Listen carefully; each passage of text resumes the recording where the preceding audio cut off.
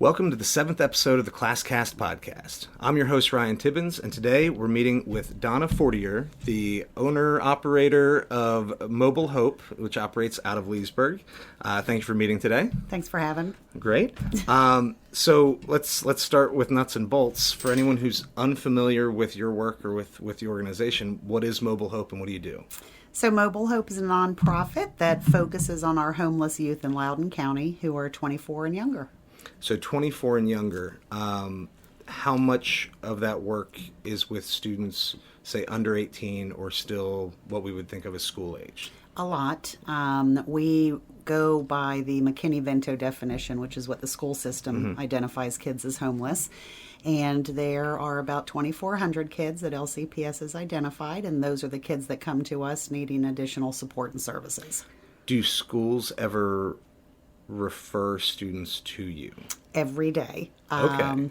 Everybody from the bus drivers to the principals, social workers, parent liaisons, cafeteria, everybody who can identify kids who need help, call us. Okay. And are there any other organizations like this in the county that do a similar job? There aren't. So we are the only nonprofit that focuses on our homeless youth. And really across the country, there are only a handful that really focus on our homeless youth population. So when we say homeless youth, that can mean a lot of different things. And so when you say McKinney-Vento, the definition there is not specifically living on the streets, right? Like, it's not. It's lacking a fixed, stable, or adequate nighttime residence. So if you're couch surfing, exactly, you would still qualify. Living in a hotel, absolutely. Yeah. Are there any in the region, thinking maybe to Fairfax or Prince William, are there other organizations doing sort of youth outreach work like this, focusing on homeless populations in this area? There are organizations that work with homeless youth, but it's not their primary focus. And most of the organizations that we found really truly work with homeless families or intact families that are struggling. Okay. So how did you get into this line of work? It was brought to my attention by a parent liaison about 8 years ago that there were homeless kids in the county and there was really nothing happening for them. So did my due diligence, and sure enough, there was a huge void, and quit my great job at the hospital and started Mobile Hope. So this is your full-time gig? This is my full-time gig now. Without asking personal levels of questions, obviously it's difficult, but fulfilling work, maybe at least on the good days, fulfilling work. Is this the kind of work that a person could make a living on? It is, absolutely. I mean, I had a 6-figure salary at the hospital. I now don't. Right, yeah. You're not going to get rich off. Right, you will not get rich. But I will say it's the most humbling thing I've ever done. Mm-hmm. And while I work longer and harder, the stress is different and the outcomes are tremendous. Yeah. I mean, What, not that that's what we want to focus on, but what kind of work did you do at the hospital before moving to Mobile Hope? I was the Community Affairs and Mobile Health Director for the hospital. So some of what you do here, you did, there's a little bit of a crossover? There is. We had the mobile health van bus over at the hospital, so we did a lot of community outreach and flu shots and that type of thing. And then when I left the hospital graciously donated our old bus to us. Okay. So we've been with that bus for about 15 years now. Wow, yeah. So what was the prompt for this shift? I mean, obviously there's a need in the community, but any one of, 20,000 people could have, noticed that. What made this the right move for you? What made you decide to make the change? I think my job at the hospital was changing. At the same time, Mobile Hope needed to truly grow because the need was just popping me in the head every day. Right. So that kind of just prompted me to look and see what I wanted to do with the rest of my life. And this kind of fell into my lap, and it was something that needed to happen. So the name Mobile Hope, was that already something running through the hospital? No. Or that... So when it started, we were Mobile Health and Community Affairs. Mm-hmm. And so we were doing mobile health and kind of filling Mobile Hope in where we could. Right. And so we just thought since we were offering health mobily, then we would offer hope mobily. And nice. So Mobile Hope. Okay. I want to knock out one of the school questions first, since Okay. that's sort of the core of what I'm doing, but I don't know if it's entirely the core of what you're doing, or at least the conversation. But in terms of your education, like high school, college, what did you do? Where did you go? How has that maybe served you or not? Like, what's your educational background? So I was an Army brat, so we moved around a lot. I think high school was the only school I did completely, 4 years. Okay. And then I went to college and did American Studies, Great. and Yes. which has nothing really to do with what I'm doing now. It's a great degree that has nothing to do with anything. Right. I almost went to graduate school for American Studies, and I thought, like, this is going to be awesome. Yeah. I don't know what I'm going to do with it, though. right, I was this close. Well, I got it. Yeah, I'm with you. I love Yeah. it. So, and then I thought pursuing, a social work background or, Okay. looking at law. I originally wanted to be a surgeon that would travel around the world fixing, Operation Smile. Okay. And then I just ended up here. And Yeah. so, yeah. Great. So your college degree, what school did you go to? So I kind of couch surfed through college too. So I went to Mason. Okay. I went to Nova. I first out of high school went to Elkins, Davis and Elkins College in Elkins, West Virginia. Okay. So did you go to high school around here? I did. That went. was where your family ended up settling a little Yes. bit. Yeah. So in Falls Church, I went to Marshall High School. Okay. I actually have some friends that work there now. That's great. It's so weird going back. Yeah, it's- and graduated in '82, so that was quite a while ago. Yeah. So what of your education, high school, college, or otherwise, do you feel like you still use, if anything? Everything I learned in kindergarten. Just Right? kidding. No, I mean, that might actually be a really good answer. It's That- pretty true, actually. But I think probably just life skills outside of high school because, I think, at least in my opinion, we could do a much better job at teaching kids real life as far as how to budget a finance, how to find a job, how to adequately Right. make eye contact, shake hands, that type of thing. And I Soft think, skills all over the Yeah, and I place, think yeah. we could do better at that. Yeah, it is an unintended outcome of having these conversations so far that the running answer is, people are like, almost nothing, or it's the things that you learn in high school that no one's directly teaching you in high school. And so for me, I'm of the general mindset that you should probably take an English and a math class.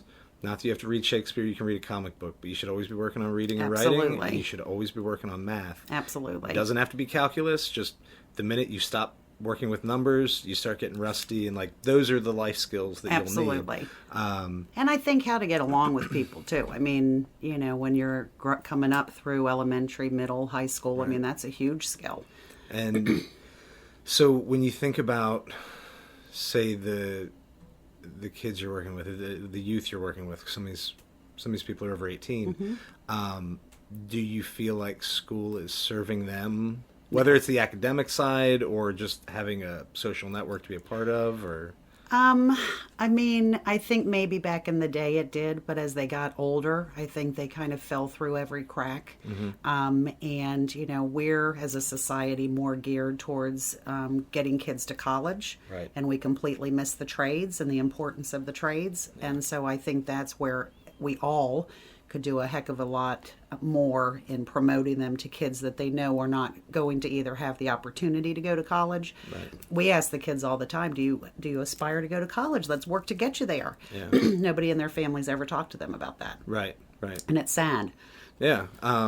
You should have the option, but it's not that everyone needs to do that. And, I always think that's one of the most defeating things. As a high school teacher, it's one of the worst things that you can say, and so I try to avoid it. Absolutely. Is why do I need to know this? And you say, well, you're going to use it in college. What if you don't go? Or, it's about 62% of people with a college degree do something unrelated to what they studied. Yeah. I have a degree in this. So really college turns into this sort of signaling thing. This is Yep. the kind of person I am, or I'm persistent, or whatever. And so there's probably a lot of things that we could do or maybe should do Yep.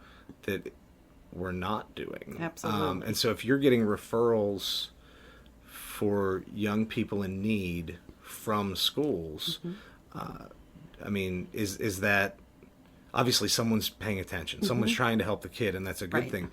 Do you feel like there are services that schools should be providing that could help these? Not, I'm not saying necessarily like maybe in a way it would lighten your load, but are there things that we could do? Like we already have infrastructure, we have a Right. budget, we have a nurse, we have all this stuff. Right. Are there things that you see that a school could do? I think that we should identifying do? them earlier would help, because a lot of times, at least in our experience, what happens is a lot of these kids know how to stay under the radar, and or if they are, asked if they're having problems, they typically won't answer that question, and Right. so it kind of falls off.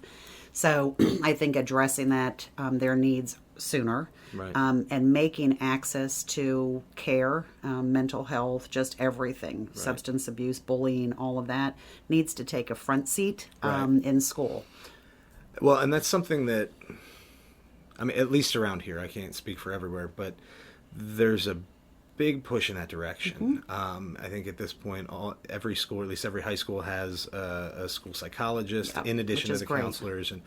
But I think a lot of what we do, or at least a lot of the talk that I hear coming from that department, is suicide prevention and bullying prevention. And I don't mean, they're obviously very important, so I don't want to downplay that, but there are 1,000 other personal or emotional issues that people face that maybe don't get the same attention. And I think people are afraid to talk about it, because if you talk about it, oh my God, it's going to make them do that. And it's not. I mean, we have 6 girls right now who are pregnant.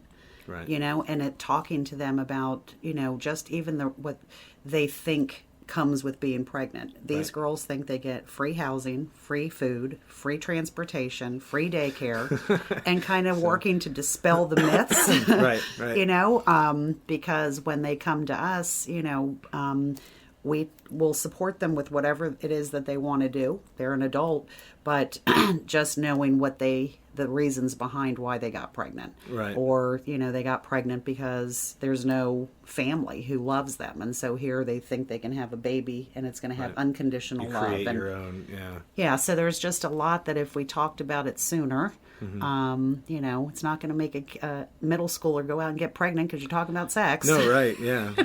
I mean, if you do it honestly and well, Right. it probably has the opposite effect. You start thinking, Absolutely. this is not a risk worth taking, at Right. least too early. And I think they need to talk, build self-esteem. I mean, there are a lot of kids who don't get that was great at home. Yeah. And so, sometimes it's the first time a kid has heard that when they come here. Right. And that's just really sad. Yeah. Do you see the young people coming in here who are still in school?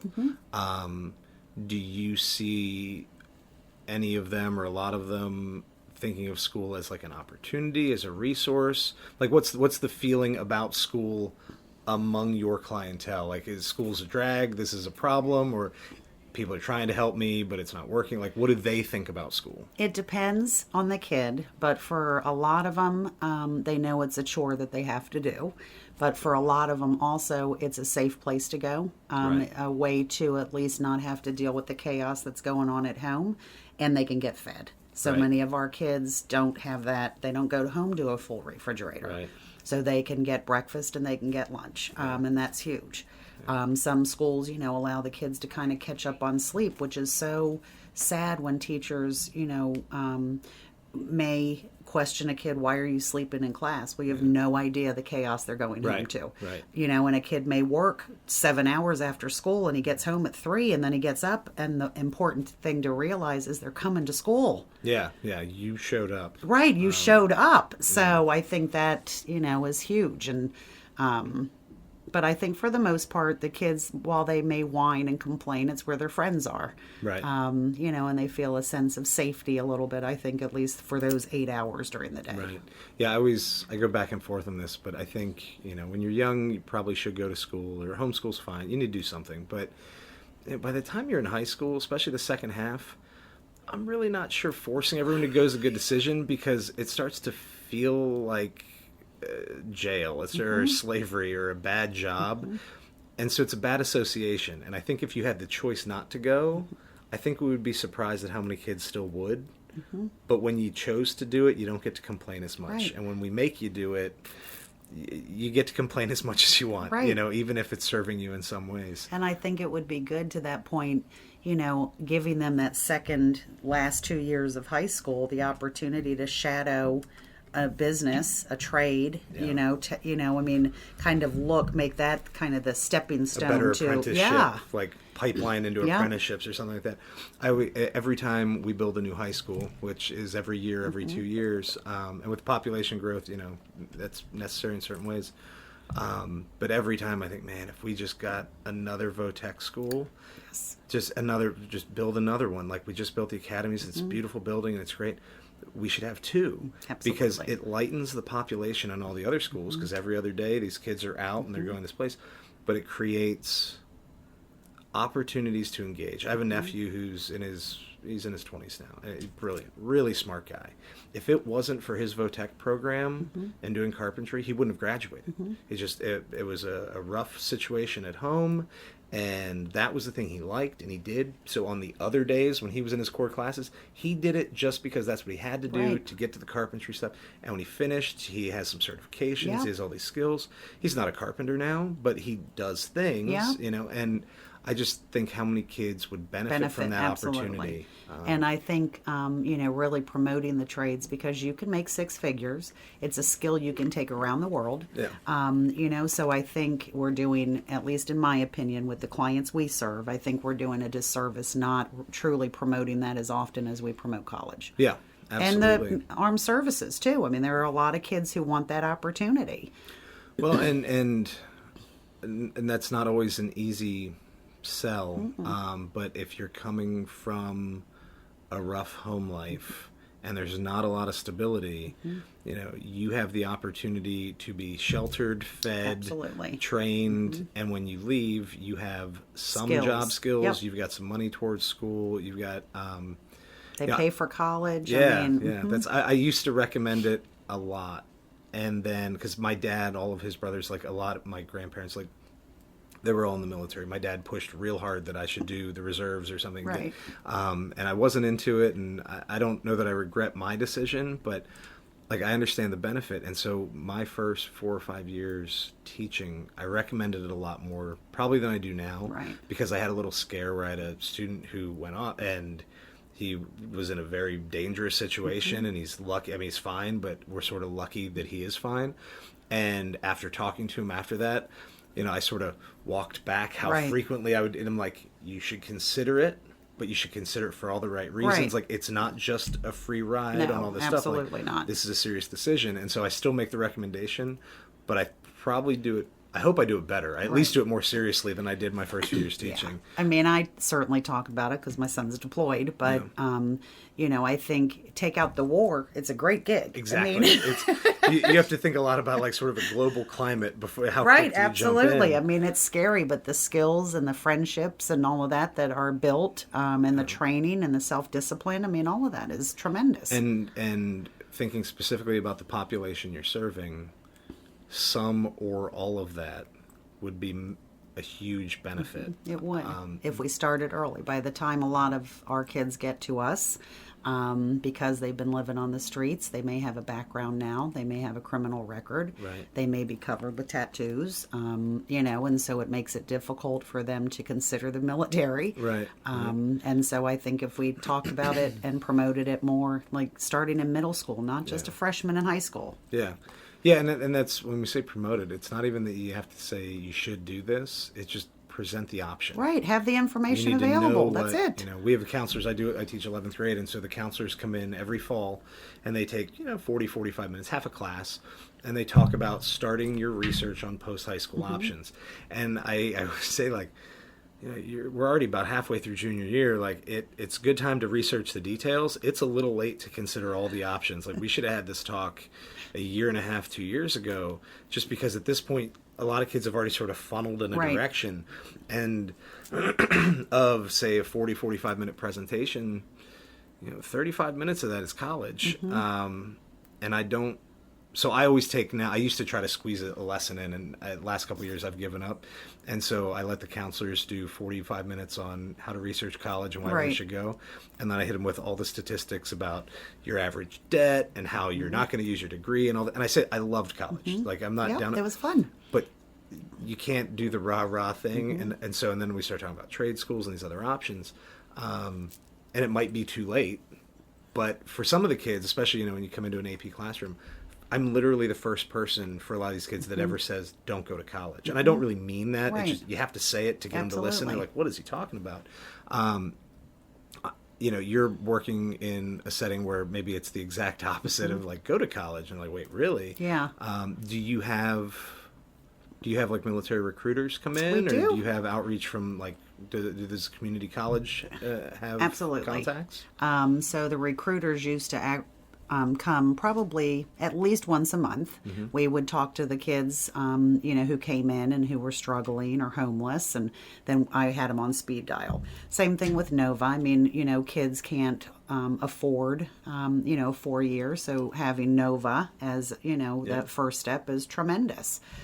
We have a gentleman who also started, he went to Douglas and didn't go to college and started his own driving school because he knew the difficulties. Yes, Matt. Yeah. He's actually, we've talked a couple, he's going to do a podcast at some point this fall. He's wonderful. Yeah. So he's helped a lot of our kids get licenses. And that's great. Yeah, I know that I think he, on his business page, posted something about working with you guys a little bit, and he went into Douglas School.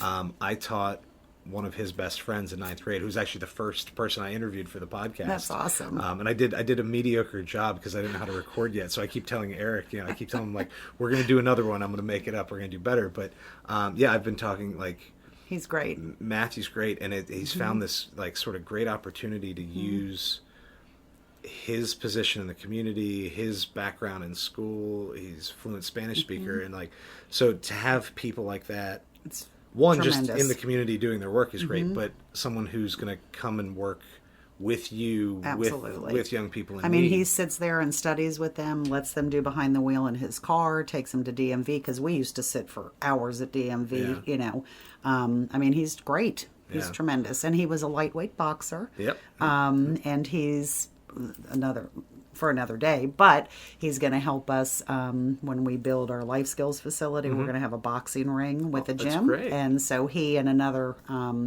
world champion boxer are coming in to help create that. Him. I say one of his good friends is Eric, who I taught, and I know his older brother boxed too. That's awesome. great. Yeah, that's actually I talked to him a few weeks ago about doing this. I was like, we got to find a time. That's great. So he'll be on here soon. Good. How do you, for all of these things, military to Nova to, just before we started recording, I heard you talking about attorneys, a financial advisor, you got a million things going on here. How do you first make those contacts and then try to maintain them? Like, how does that work? We have great partners in the community, and I think a lot of it too stemmed from when I was at the hospital. So those are long-lasting relationships. So the collaborations, the partnerships that we have are vast, are tremendous, and they want to help this population. So it's really just making a phone call, and if I don't know somebody, then somebody knows somebody who can do something. Right. Today we had, Deloitte in, and they met with about 6 or 8 of our kids to do financial management. These kids struggle, absolutely living paycheck to paycheck, but God forbid they something happens. Anything happens. Yeah. And so they came in to talk to them about budgeting and so and that's we now have, say for that, we have like a personal finance class in schools that's now state mandated, and it's one of those things where, and I think we do this a lot, and this is me liking school, but also maybe I'm being more critical than I should, but we do a lot of things that are well-intentioned, and we don't always do them well, or somebody sitting in Richmond or sitting in Washington makes a decision that in a broad sense is a good idea, and then so thinking through the details. The personal finance class is a good idea, and there are parts of it that are good. Most of the kids don't like it or don't get a lot out of it. either because of the approach, the details, but you think, especially if you're in a situation where you are paycheck to paycheck. I mean, what is it like? I'm going to make up a number. This might never, but I think it's like 40 or 50% of Americans like can't handle an unexpected $400 bill. Like something happens, you get hurt, you go to the hospital, you get $400 or $500 bill, and that's it. Absolutely. Like it's over. And it's I over. think like you are walking a tightrope every day.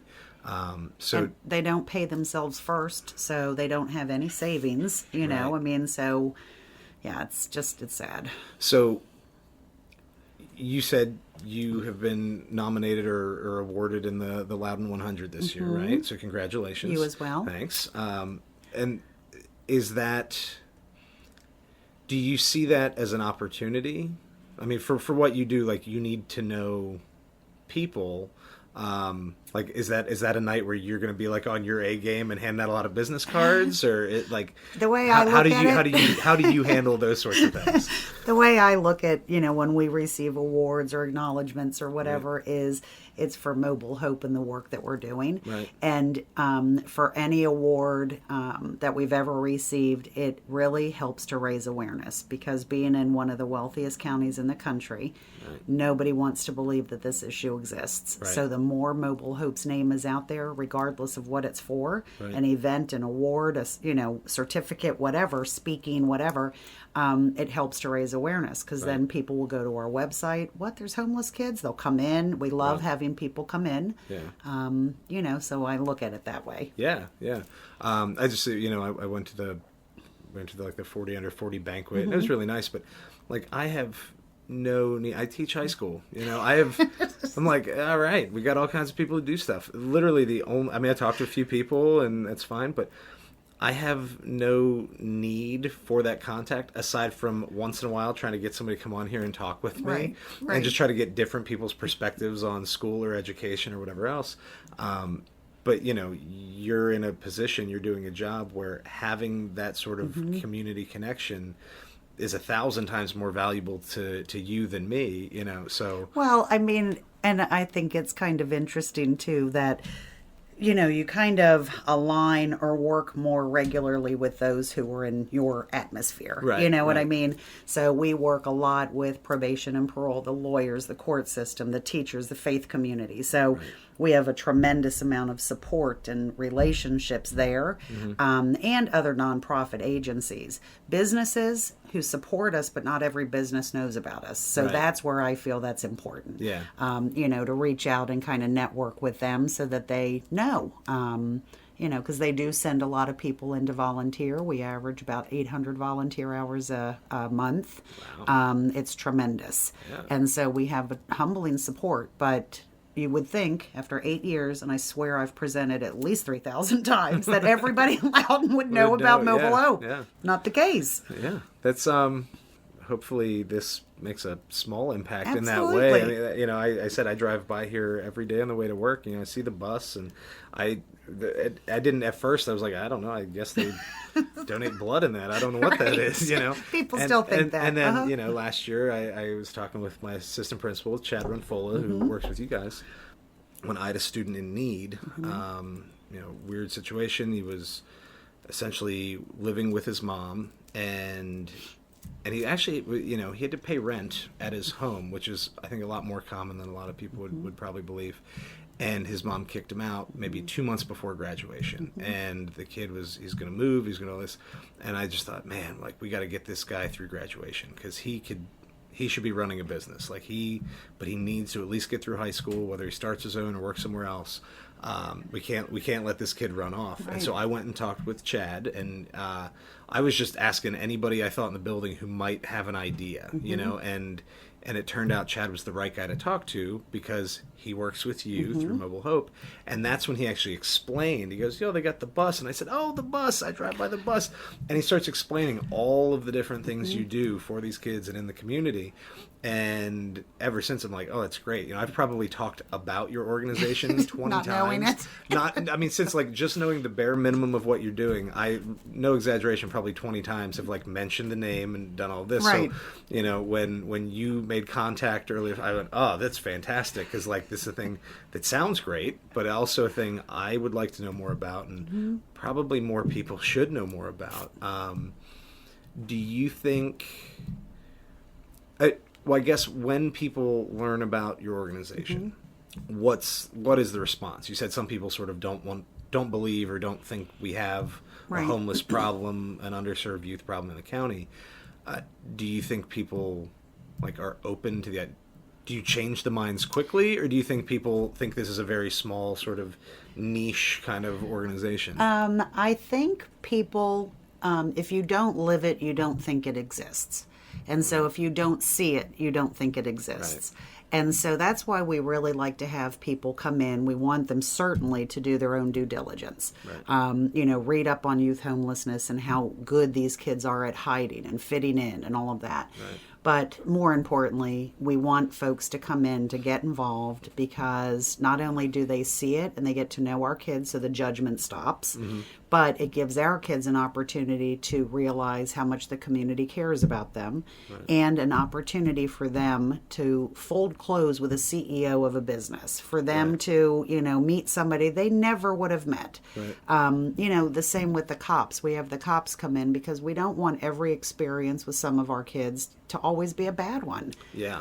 Yeah. So we bring them in, you know, so meet them, shake their hand. You're not, you know, being chased. They're not looking for right. you. Well, you know, and that's a tricky one too, to change that perception, because I mean, if you grow up in a family where even if it's never said directly, if every time a police officer comes around, your parents get tense or they get quiet or they whatever, you pick up on that. Absolutely. And you don't shake that easily. No. You know, and it's sad. Yeah, and I mean, and I think like having the school resource officers in the school is great for a lot of reasons.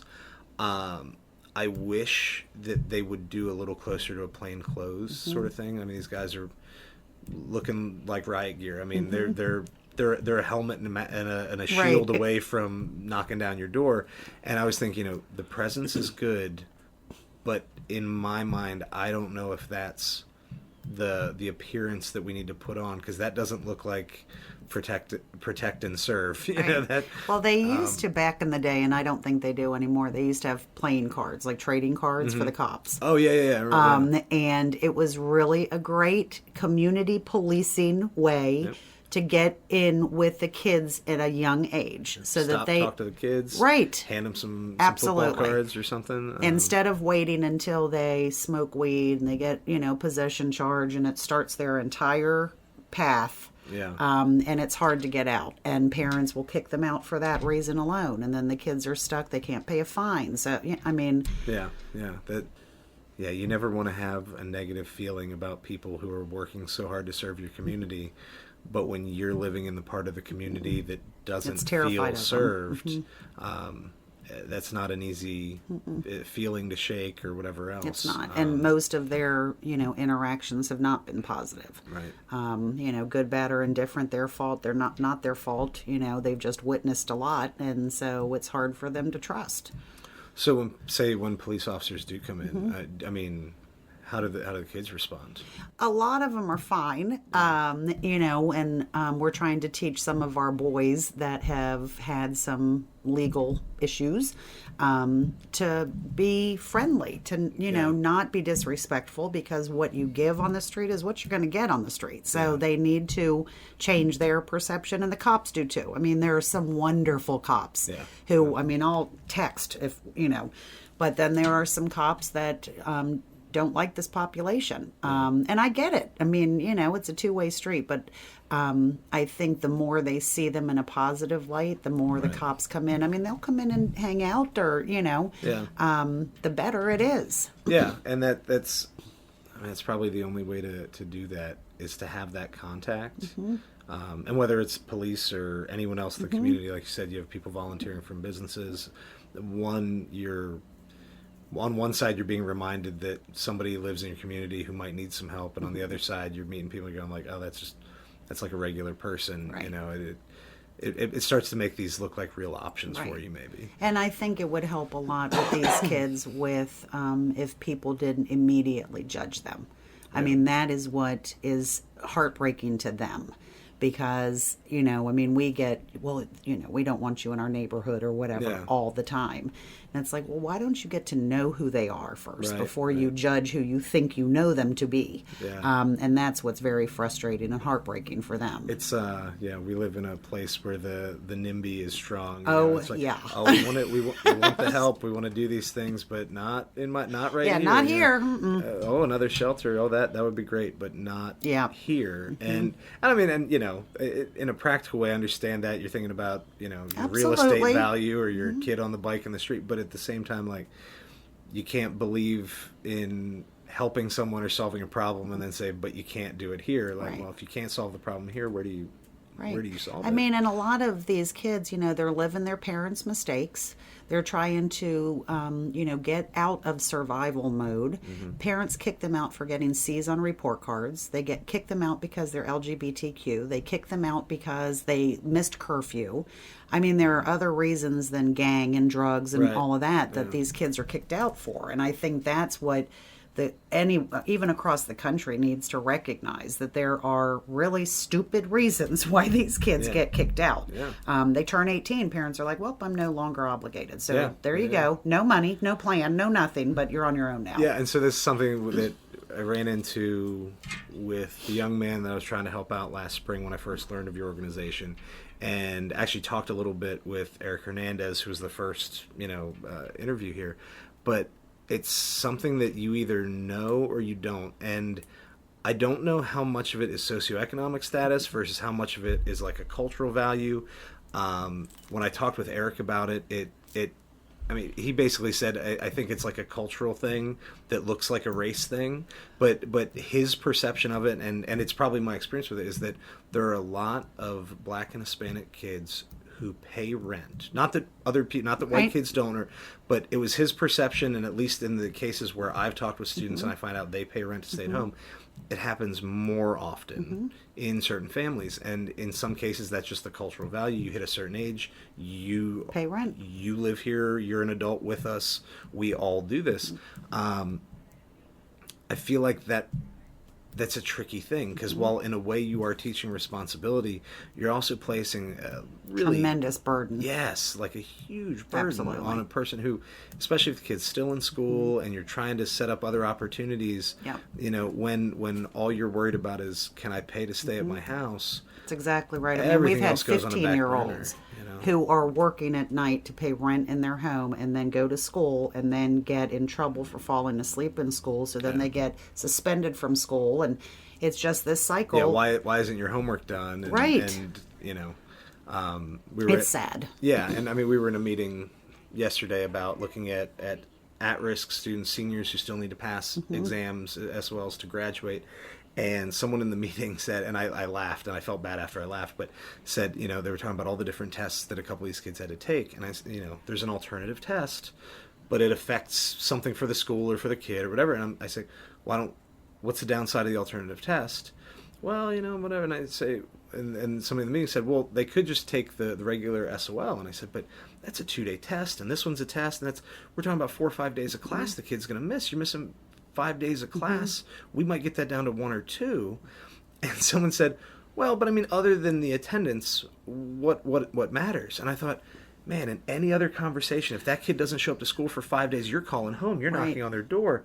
And you think, attendance is important in one way, but then you say, oh, for the test, it's not. That's okay. Well, but that's insane, because all that kid's worried about is he going to pass that class? Is the teacher going to call home? Absolutely. Like, what are these problems? Like, attendance matters or it doesn't. And if you're mad the kid stayed home, like, there might be a very good reason that kid picked up a shift at work or did this other thing. And that's what I think is missing, is truly finding out why, instead of just automatically judging that you're a slacker. Yeah.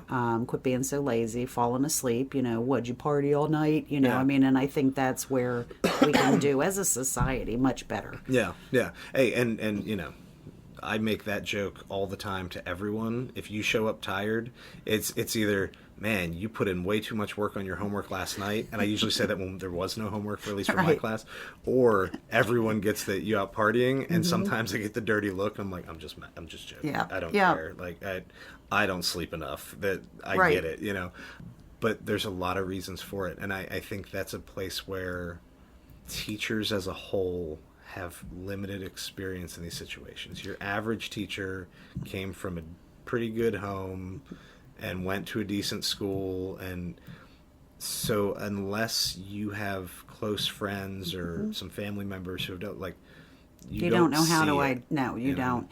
And I think one population that is truly overlooked within any school system are the bus drivers. Yeah. I mean, they're picking these kids up every day. They see who's there at the bus stop waiting for them, waiting to pick them up, be there for them, seeing, the neighborhood, see who's there, supporting them. And they've been, we get calls, letting us know that there are kids that struggle. I've seen them in the same clothes for the last 4 days, So I think, it just takes somebody to not worry about whether or not they're going to offend a kid, asking them if they're okay at home, because that kid is so desperately wanting somebody to acknowledge that, I need help, and nobody's asking. You're right. And, and it's actually a really good point. I mean, the bus drivers are probably in a good position to do that, because we're thinking about, you're driving through the community, you're seeing them on the way to or from school, but not in the classroom, so it's a different setting. I mean, a lot of different people drive buses, but I have some friends who either do now or at some point drove a school bus, and most of them are like really nice people who didn't do a lot of school. I mean, a few people are retired in this, but a lot of times, like, they didn't love school either, and so if anybody is going to see it and know it, your bus driver is more likely to notice or identify it than And you figure the bus teachers. drivers, they hear what's being said on the bus. They know where the bullying's starting. They know who the bullies are. They know who the kids that are being tormented.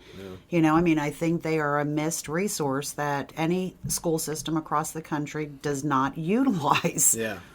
Well, and that always turns into a budget question, right? Like right now, they're putting out 1 million ads for bus drivers, and you can't hire bus drivers because unemployment's low, so people are finding a less stressful job or a job that's similar work that pays better. And you're right, like that's sort of a resource beyond just the transportation. Like that's an extra adult, it's an extra set of eyes who sees them in that setting. How say for a bus driver, how do bus drivers in the county know about Mobile Hope? Like, so you putting flyers in mailboxes in the transportation department? We have 2 LCPS folks that drive for us. Okay. And then every other year, every 3 years or so, but we present to all the bus drivers. So they, when they have their annual meeting or their first meeting of the year or whatever, we go in and present to them as well. Okay. And then, just kind of word of mouth also. Yeah. But, So, a big part of this is raising awareness, both of a broader problem of youth homelessness and underserved populations within the community, and then also awareness of your organization and what you can do to help. Are you in a position, like, so you said you work with how many students a month? I forget. Our caseload's about 50 to 60. So 50 to 60 kids per month. What's the percentage of we'll call them repeat customers? Well, that's a good question, because a lot of times what happens is that people count just the number of times people have come in to see them. And so that's their count, and that's the impact that they're making. Right.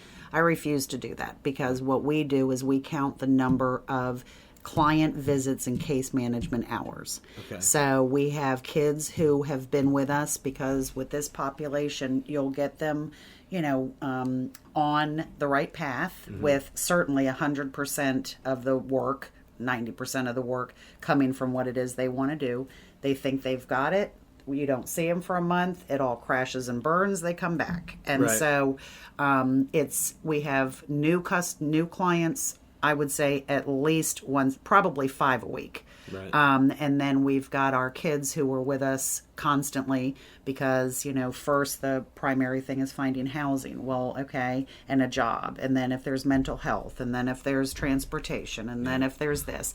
So everything changes. We got to get you a job. We got to get you to the job. Right, we exactly. Make sure you're healthy enough to keep the job. Right. Do you have the clothes? Do you have, so every kid that comes through, it's individualized to meet their immediate need and their goals. Right. And so it's hard to say because we have unduplicated kids, certainly, Right. but we count case management hours because it's not just, here, I'm going to give you a bag of food and I'll see you next month. It's not that. Right. It is, you need food, you need dental, you need vision, you need this, you need a medical home, you need... So it's the time. So when you say hours, I'm just thinking like, do you track that by just the total number of hours, or do you look at like hours per person?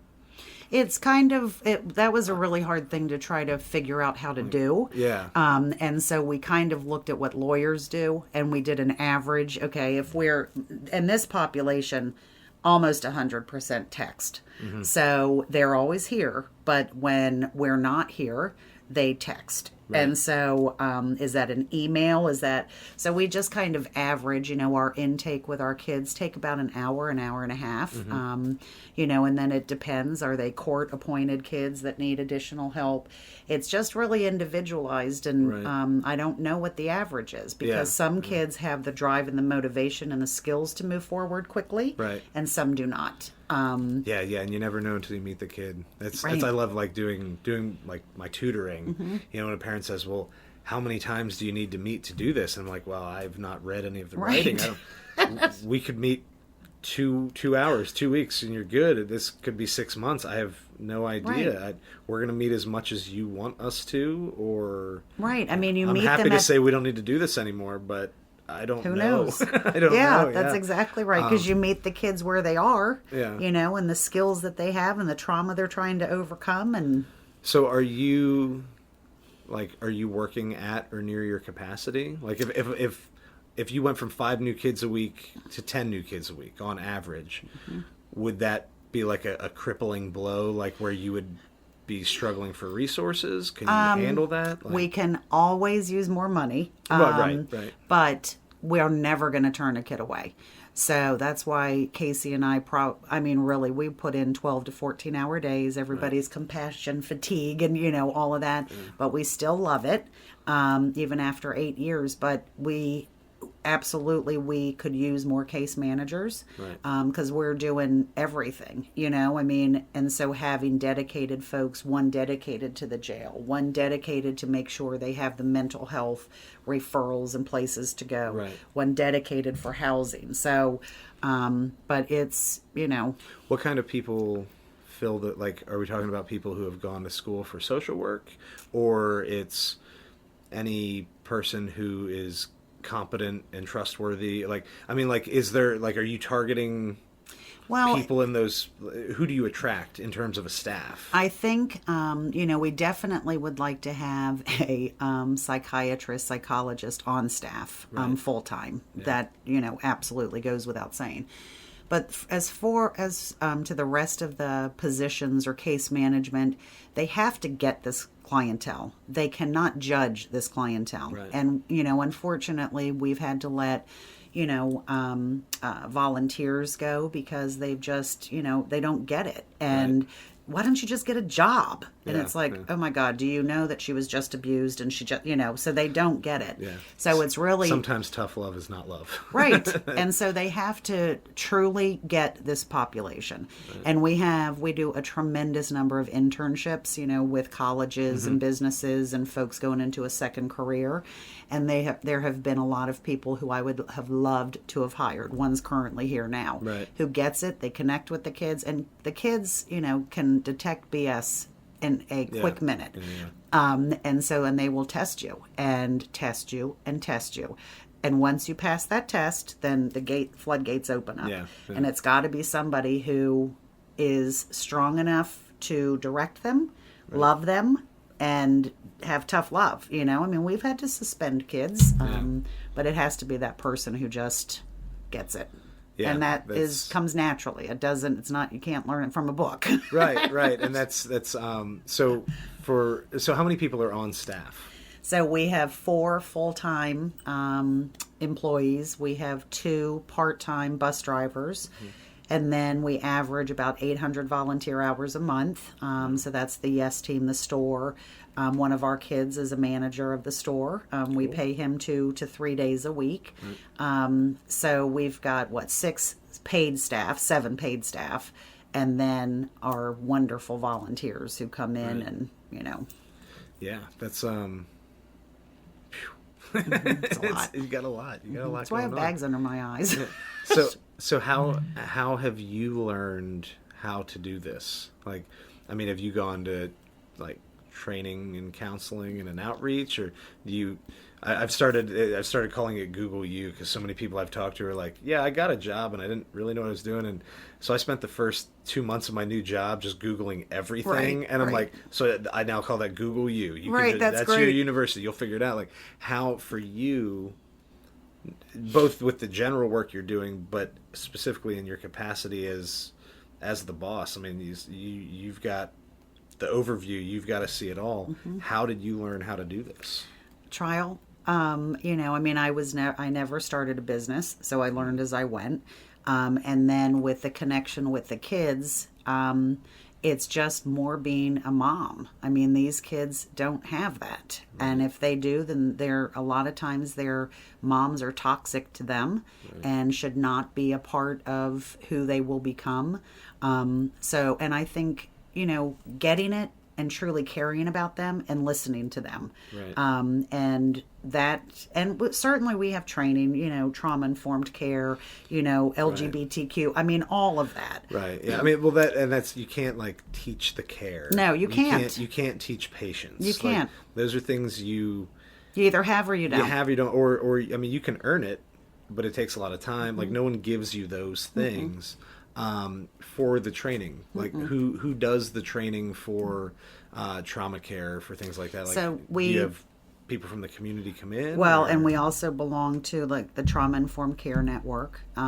We have been trained and go to a lot of trainings and a lot of classes, but a lot of times if there are situations that are tough, we reach out to our corporate part, our business community, our agencies in the community, to see how they've dealt with it and who would be the best person to refer this kid to for whatever it is that they're dealing with. Yeah. I mean, it's like overwhelming to think about. It's a lot, but I know when people come in and we give a tour and we tell them everything we do, they're like, "Oh my God, that's like, how can you do it?" We're just filling the void for the kids. It's what I've done as a parent for my kids. Right. So, do my kids have insurance? Absolutely. These kids need it. Do my kids have dental vision? Absolutely. These kids need it. Right. It's the same thing. We're just setting them up. Yeah. It's like some of it you didn't need to learn. You just have to figure out how to provide it on a bigger scale. And that's remarkable. Thinking within the schools, do you have contacts in the schools where they do?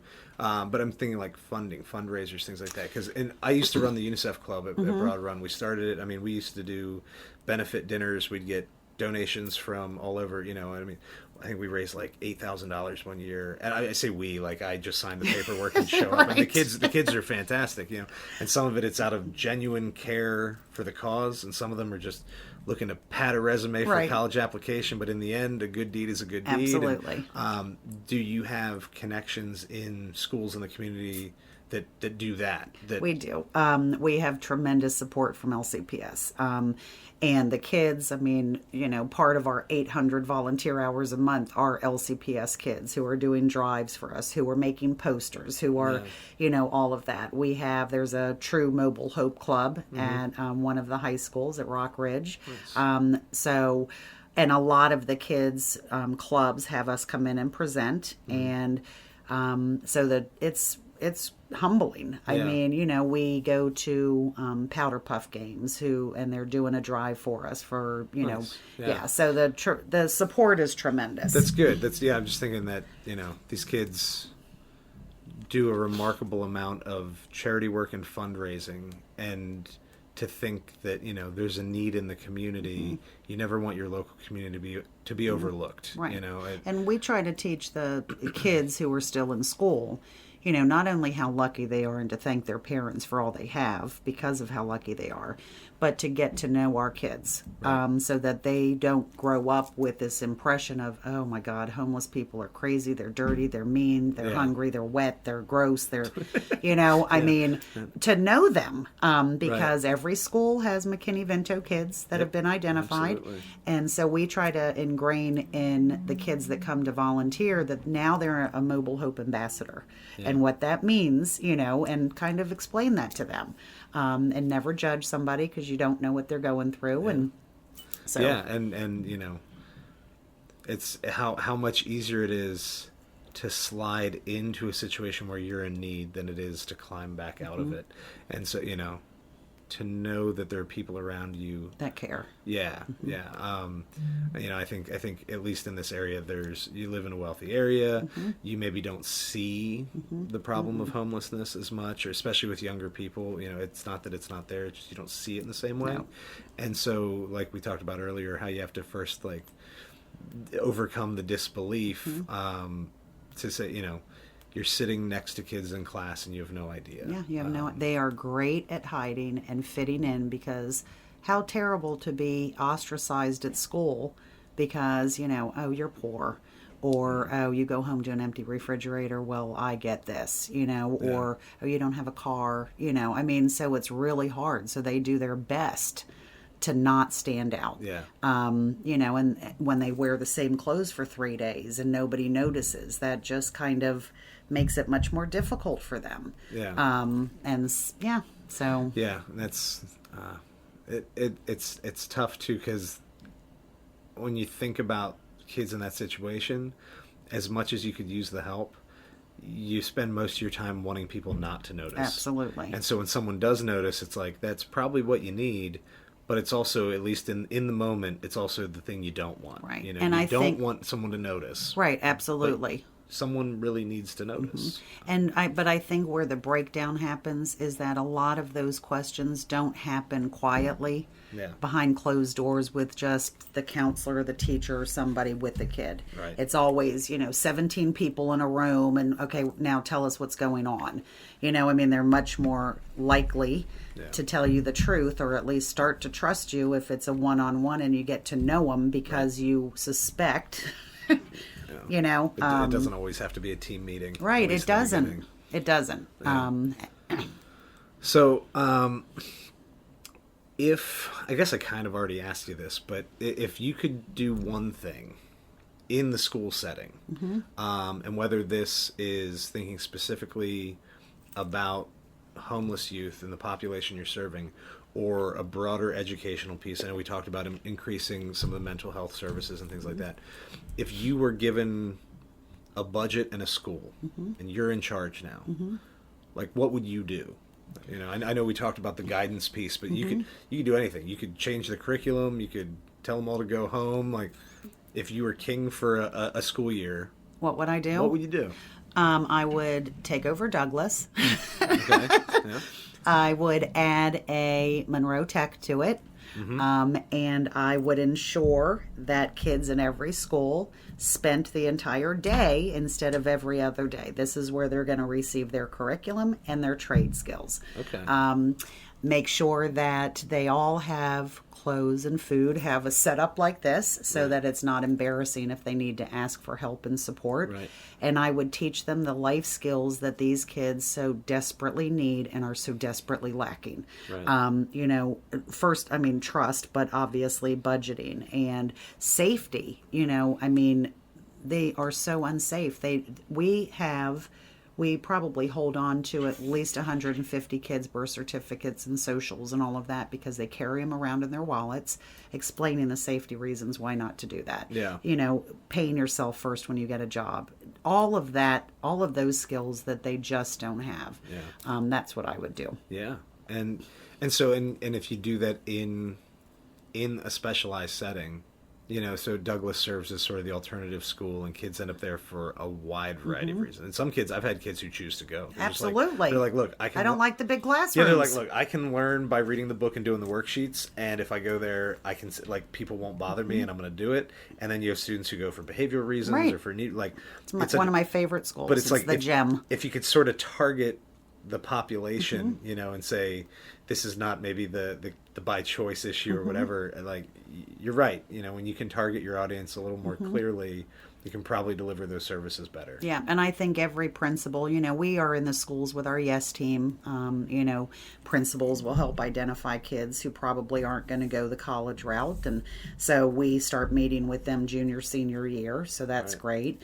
I will say that with the life skills facility that we've been trying to work on for 5 years, which would house kids who are being kicked out, but that trade school component, having a trade school, a certification program, so that gets them into the workforce. And it's and I think sometimes, and you even said it earlier, sometimes like you can make really good money with this, and that's absolutely true. And then sometimes while that is an option, sometimes I just try to remind people, like, you're just going to have steady good work. Like you could start your own business. There are ways you can make a lot of money on this. But if you're good at this and you can be consistent and you're honest and you're dependable and fair, you're not going to be poor. And as much as like sometimes you sell a kid on an idea because it's like you're going to be rich. Right. Sometimes the important thing is you're not going to be poor. Like, you're going to be able to take care of yourself one way or the other.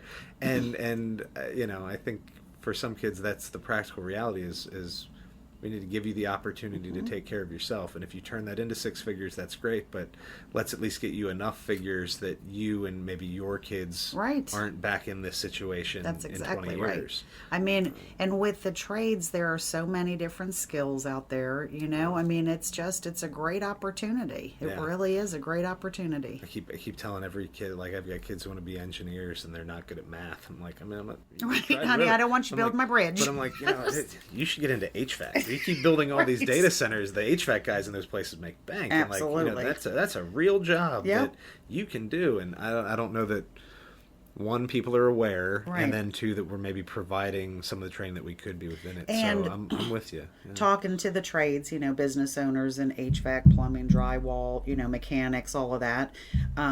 There are not a lot of kids going into those. And so they're clamoring for people. And that's sad. So what are we going to do when our AC breaks down and it's 117 degrees outside? I mean, I think that it needs to be promoted. I just read something a few weeks ago. The average age of an electrician in the United States has gone from, like 38 to 48 or something. Yeah, I saw that too. It's like a decade jump in the span of a decade, which basically just means you're not replacing your workers. Like, there's going to be this vacuum that we're not filling. And we're all going to be, I mean, we need all of those services. We absolutely need all of it. When it comes right down to it, the quality of your life depends more on your electrician than on your English teacher. So, while I'm not trying to talk myself out of my job, some of these things are more vital than others, and I don't know. So I have one last structured question, and then you can make a free run of it and have a rant of anything you like. But be careful what you wish for. Well, that's up to you. But it is, and whether it's for personal enjoyment or for learning or anything else, a book, a movie, a couple of each that you think either that you really just like or that you think people would benefit from reading or watching. Like, there's something that sticks with you that. Oh my gosh. So just like my music, I'm very eclectic as far as movies and reading. And back in the day, probably about 1.5, 2 years ago, I would read every night. I couldn't fall asleep until I read at least a chapter or 2. Nice. Yeah. Now I crack open a book and I am out. I haven't read. I haven't read a good novel. I don't know. That's a really great question. I'm all audiobooks now. I got a long drive. So I do podcasts. Those are really good. I fall asleep by dropping my phone on my face is what happens. That's hysterical. My wife knows I'm asleep because I go, oh. Yeah, that's hysterical. I do listen to podcasts. I don't know. I mean, I take good books to the beach and read them in a day and then don't remember them. Just anything like movie, book, or podcast. Just something that's like had an impact on you personally or professionally that you either find yourself recommending to friends or that you keep telling the kids, like, if you're just going to read one book or you're going to watch one movie, like, check this out. There was a great book, and it's somewhere on my shelf, that someone had me read, and it was about businesses, and now I can't find it. And I read it in, I think, 2 days. And it was a really compelling story of being a business owner and being friends with the folks that you bring into your business and how difficult that is. Yeah. And looking at, who you have in your organization. Is it the right people in the right seats at the right time? Right. And it sounds so nerdy to say that this is a great business book, but it was really incredibly well written. And now I can't find it. It's on my shelf somewhere. Dang it. And then podcasts. My daughter and I get, I think this is it, Get a Grip. Get a Grip. Get a Grip. What's the author's How to get name? everything you want from your entrepreneurial business. And the author is Gina Wickman and Mike Patton. Right. And this was really, really good. Get a Grip. All right, no, that's good. That's great. That's my wife actually started her own business a couple years ago. She runs. Does she want to borrow this? Well, I'll buy her a copy. That's. But no, yeah, I'll put a link up to it too. But she runs a dance school. She does a mobile dance program. Oh, so nice. She does the mobile thing. Yeah. And that's working well. But I've learned a lot about business in the last couple of years just trying to help her, and it's just been a lot of Googling or talking to friends who run a business, and she's doing awesome.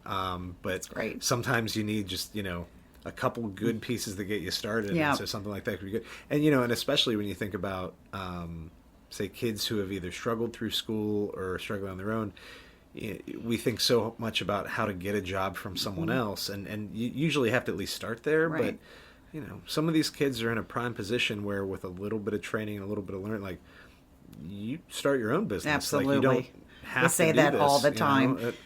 Absolutely. I had one of our boys, he's currently incarcerated, because he was homeless, made, survival decisions, but I was teaching him how to become the CEO here. Yeah. I wanted so desperately to and that's still not out of the question, but to hand Mobile Hope over to him. Right. I mean, he has the compassion, he has, he's got it all. Yeah. He just needs to learn the business side of things, and and the kids, I don't think that we can not mention the technology that, they read books online on Kindles. We hand out Kindles. Right. I mean, so Yeah. Yeah. Yeah, that's I think both true in a broad sense and maybe a little bit of a stereotype, but you get a lot of the entrepreneurial spirit from either immigrants or I think a lot of times more often the children of immigrants. And so we start thinking about like a lot of my former students, and this is my 14th year teaching, so I've been doing it just long enough that people are settling into like actual careers Right. and kids are starting businesses and things. And you have people who are smart, who do okay in school or barely get through or whatever else, but your performance in school is not necessarily a very good indication of your ability to run your own business. You think about like a lot of the Fortune 500 CEOs were like, dropouts. Dropouts, Right. and they were like B-, C+ students. Right.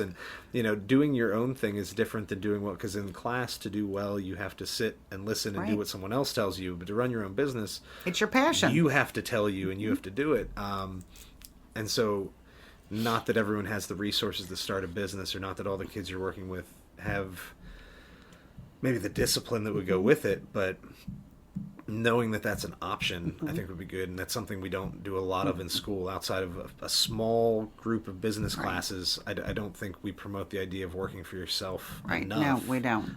It's a lot of how do you impress someone else and work for them. And when you ask these kids, what's your passion? No one's ever asked me that before. Yeah. It's like, well, let's figure out your passion. Yeah. And not that I have anything, I like history class, I have nothing against it, but very few people are going to find their passion in history. Sitting in your history class. And it's not a knock on history, it's just that right. We're giving you one thing, and that's another opportunity. There's another opportunity we're not giving you in that place. I agree. And we start thinking about kids who are struggling or coming from a troubled home situation.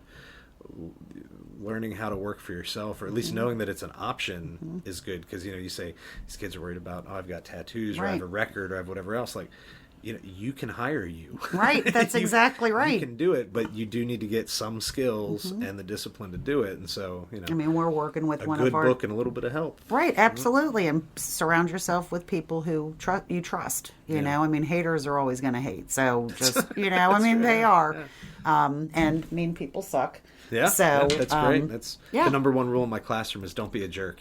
Don't be a jerk. Plastered everywhere. I tell them, like, you would be amazed at how many mistakes you can make, and if when someone catches it or points it out, you respond well. I mean, don't kill anybody, but you can do a lot of little things wrong and respond well and still be fine. Absolutely. It's when you get defensive and angry that just don't be a jerk. Yeah, just don't be a jerk. You're fine. I know. I mean, and it takes so much more. Suck. Mean people suck. Yeah. I mean, they do. And it just is easier to be nice. Yeah. It just really is easier to be nice. It is. It sometimes it's more tiring, but it is in the long run. It's always easier. Yeah. I mean, I just don't get it. Why just, walk around with, Yeah, and that's not helping anybody, including the person feeling it. So is there anything that we haven't covered? I mean, you do so much here that as we first talked, before I got the computer to play along and hit record, and my mind started running, and I was thinking, we're going to be here for like 10 hours before I could ever get you to actually say all the things you do.